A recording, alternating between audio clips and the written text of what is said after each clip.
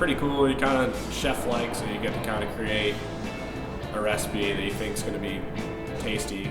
You have a flavor combination you're hoping is going to work out, and then you kind of see how it goes.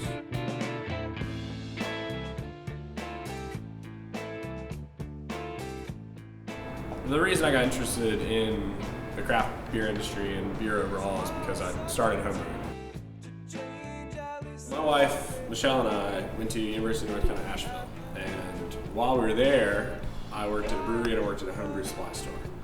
We moved back to Wilmington, and there was kind of a void in the market, so there wasn't really a good homebrew supply store in Wilmington, North Carolina. So we decided to pop one up, a little 900 square foot place down the road, and we worked there for about 2.5 years.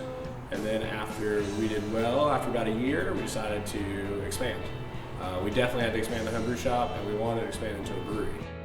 One reason that we are different is because we have the homebrew side as well. So we have kind of this free flow of information from customers coming in. Hey, they like this beer on draft. We can set them up a homebrew kit of that beer.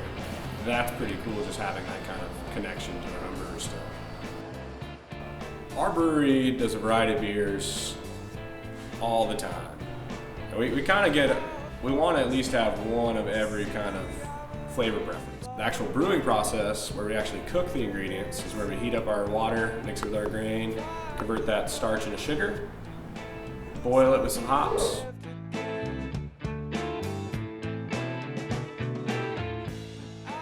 Drain it, cool it, get it down to about 70 degrees, a little below. Depending on the beer, we range to 62 degrees.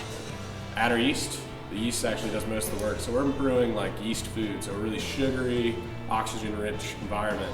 And the yeast is converting that sugar and oxygen into beer, so alcohol and CO2. We'll let it settle, pull the yeast off, do all that, carbonate the beer, and we'll serve it right through the wall in no time.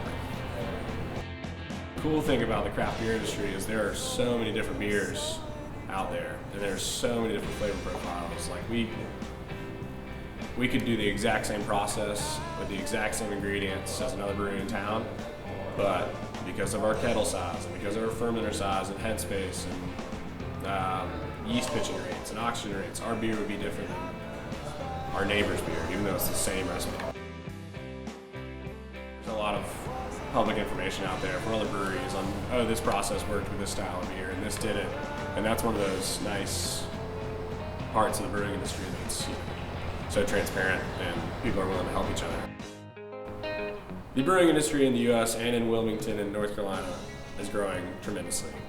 There will eventually be a plateau where the craft brewer, it's hard to start a new brewery and be successful, but right now I don't see it anytime soon, especially in Wilmington, just being such a new market. There haven't been enough to kind of infiltrate the market, especially doing like tap sales or around town draft distribution, which we're about to head into, to kind of be nerve-wracking yet. Eventually, once the craft brewery number's so high and there are only so many taps at so many bars, it'll be a little more competitive. But right now, everyone's really supportive of each other. I think that's part of the reason it's growing so fast.